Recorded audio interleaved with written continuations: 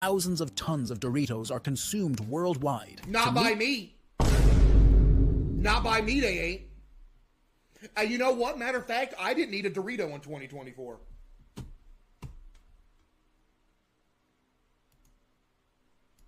This enormous demand, giant harvesters are used to harvest tons of corn. But how are 70,000 bags of Doritos produced every day? 70,000 bags a day are getting made? Visited the Frito-Lay factory to discover how one of the world's most popular snacks is made. Doritos were created by Arch West, a Frito-Lay You did a good thing. You've been killing people for years, though. But you did a good thing by making Doritos. marketing executive in the 1960s. He discovered crispy tortillas in a local restaurant in San Diego, California. He didn't discover them if he's the one that was at the restaurant that was making them. That means the restaurant discovered them. Taking advantage of leftover corn tortillas that would not be used due to being broken or not meeting sales standards, he came up with the idea to cut them into triangles. That's like saying Benjamin Franklin invented electricity. Never mind. Season them, thus creating the first Doritos. The term Dorito is derived from the Spanish word dorado, which translates to small pieces of gold. By 1988, Doritos had become the best-selling chips globally, a trend that continues today with a diverse range of 10 different flavors. Doritos are the best-selling chip in the world?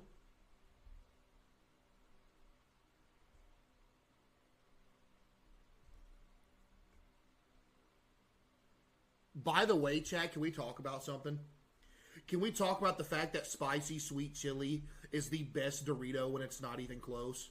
The spicy sweet chili flavor of Doritos are so much. The only one that even comes close to that are like the Flamin' Hots or like the regular nacho cheese.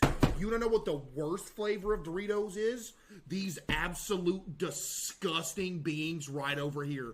Cool Ranch Doritos are disgusting. Flavors.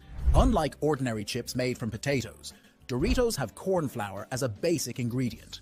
Corn are carefully cut from the plants, ensuring not to damage the grains. The harvesting capacity reaches 140 tons per day, ensuring a steady supply to the plant. They're made from corn? Ugh, I can't eat those no more. The corn are cut just above the ground and are then removed and transported to the factory. The supplier takes care to clean and dry the grains. This is accomplished using vibrating machines that effectively eliminate dust, stones, sand, and other residues, while ensuring an increase in the moisture content to 14%. Do I see some Cool Ranch Dorito defenders in here? I just want you to know that nobody's hearing you out. Y'all are a small fraction of the majority of the people, all right? We're looking at like 1,000 versus a million. Factor for the production process. Next, the prepared corn is sent to the nacho factory. The factory receives a daily shipment of 45,000 kilograms of corn. The dry corn is moved from extensive storage bins to vessels, where it undergoes cooking in water. This results in a yearly production exceeding 6,500,000 kilograms of finished product. Man! Frito-Lay's factory stands as one of the world's largest chip factories, capable T-Mobile savings, take one. Guys, focus. Here's the line. At T-Mobile, you get tons of benefits and of producing over 100,000 packs of nachos daily, which are then distributed to the market. The factory is organized into 4 main areas. The corn area is dedicated to the production of tortilla-type products like Doritos. In the center, there is a distribution center spanning 65,000 square meters. The factory has the capacity to produce 70 look to at all those insanely lightly dusted Doritos. This is a joke, man. Every single bag of Doritos I get looks like this. There's just no dust action. Put some dust on the Doritos, man.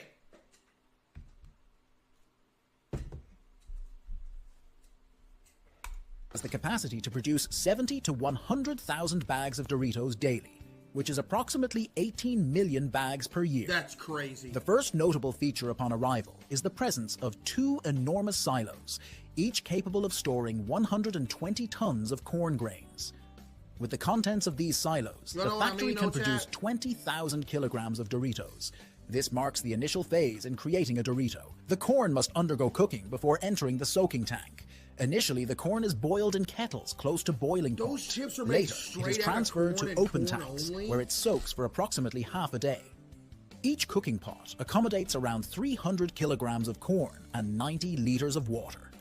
The corn is cooked at 93 degrees Celsius for about 4 minutes before being left to soak for 12 hours.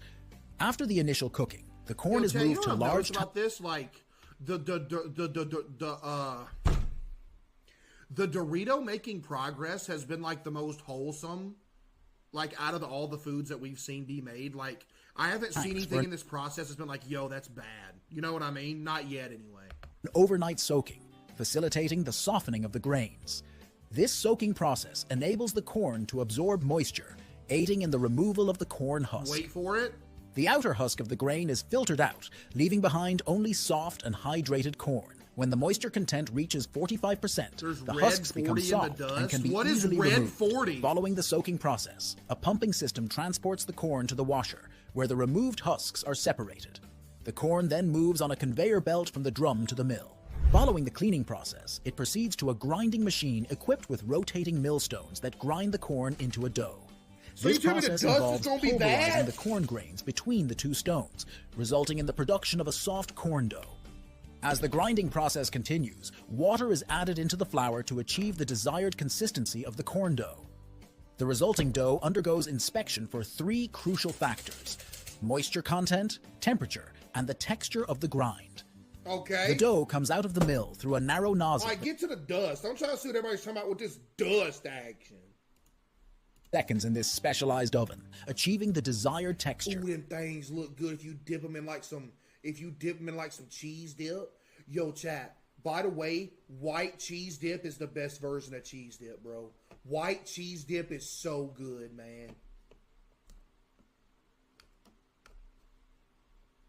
Dude, it's so good. CaseOh is better than CaseOh is. Preventing them from drying out and preserving moisture. This process also contributes to the formation of the characteristic bubbles found in Doritos. The industrial oven effectively seals the outer surface, preserving moisture and creating bubbles in the dough. This process is crucial for giving Doritos their distinctive crunch. Despite spending only 16 seconds inside, it is sufficient to dry the dough to a point where it remains intact when handled. The heat entrapment results in tiny moisture. Wow, these really are just tortilla chips with some dust action, huh? That's crazy. Wow. Pockets within the dough. This gives Doritos their characteristic irregular texture. Later, the team allows the tortillas to cool on a series of conveyor belts before proceeding to the fryer. This short break also provides inspectors with an opportunity to ensure that none of the triangles have burned during their time in the oven. Next, a mesh conveyor belt takes the triangles to the fryer, where the oil is maintained at a temperature of 182 degrees Celsius, and nachos require only 55 seconds to fry. At this stage, the nachos attain the perfect color and crispy texture. Why are you calling them nachos? The bubbles present in a completed Dorito are essentially air pockets trapped in the chip during the frying process. After this step, a mesh conveyor belt removes the nachos and the excess oil returns to the fryer. Using vibrating conveyors, the Doritos are now transported to a special drum where they are... ladies and gentlemen, you just saw why half of the Doritos in your bag are all broken up into little chips. Because they literally throw them in a dryer. Look at this. Using vibrating conveyors, no, not the Doritos are now... Look at that. That's why all your chips are broken up every time you get them. Because they're just tumbling around getting broken into pieces. Transported to a special drum where they are mixed with the appropriate spices and ingredients. Was that the Red 40? At the following station, a screw auger dispenses nacho seasoning into the drum. Large bags of the blend... that just looks like some chemicals, dude. Bro, you ain't lying. That looks like some chemicals, station, a screw auger dispenses nacho seasoning into... Like, this dude's gonna catch some crazy disease in 15 years from breathing in this dust every day. It's like asbestos from back in the day. The drum. Large bags of the blend, containing a secret combination of cheddar cheese, Parmesan cheese, and spices, are added to the machine's top, funneling the mix into the drum. The primary ingredients include various cheeses, spices, flavor enhancers like monosodium glutamate, and preservatives to prolong the product's shelf life. Chat, they didn't say nothing about no red 40. Are they hiding it from us? The surface's adhesiveness and ensuring the seasoning sticks. Yeah, ensuring the seasoning sticks to 2 of the Doritos in the entire bag because all the other ones have little to no dust action. This massive drum effectively and evenly distributes the seasoning. Evenly? As the delicate chips move through the drum, they serve as buffers, preventing breakage against each other. The seasoned Doritos embark on a lengthy journey along a 30-meter conveyor belt to ensure thorough cooling before undergoing packaging. With an annual value of $4 billion, this high-demand product undergoes careful handling. Once out of the seasoning drum, I ain't gonna lie, I want some Doritos, chat. Man. The nachos are directed to various packaging machines by hoppers. The packaging device represents a technical choreography at its finest, with each machine equipped with 14 cube-shaped scales. Chat, Doritos are carefully positioned and drop through the measuring machine, where a series of spoons precisely weigh a bag of Doritos. When there's enough for a package, a trapdoor opens, the nachos fall, and simultaneously a machine... They're just so poorly dusted. Look at this chip right here. I can guarantee you whatever bag this chip goes in and whoever it arrives to is going to get mad when they get this chip out of their bag. They're just barely... This one right here, you see this little one right here that's covered by this one? There's some good dust action going right here. There's some good dust action. And then you got ones like this, no dust, no dust, no dust. Most of these want no dust action. For a package, a trapdoor opens, the nachos fall, and simultaneously, a machine shapes an aluminum and plastic strip into a bag. The nachos drop into the bag, which is promptly closed and cut by heat sealing. Yeah, it's promptly closed, meaning they're closing it in 0.2 seconds, so half of it's full of air. Simultaneously sealing the bottom of the next bag. The bagging machine introduces nitrogen and packs it with an airtight seal. This process removes oxygen to prevent spoilage, ensuring that Doritos stay fresh for an extended period. Additionally, it creates an air cushion inside the bag, preventing the chips from breaking.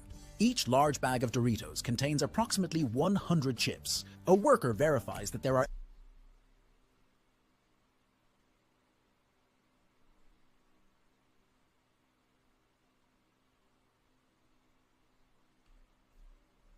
eight bags in each box. This plant has the capacity to manufacture and package 70,000 bags of Doritos every day. I need to count how many chips are in a bag of Doritos on stream one day. Because there ain't no way there's 100 of them in there. Totaling over 18 million bags per year. Unless you get the party size. They are distributed to the retail and made available for consumers to enjoy. If you want to know how chocolate is made, watch the video on your screen. We already saw how chocolate was made, though.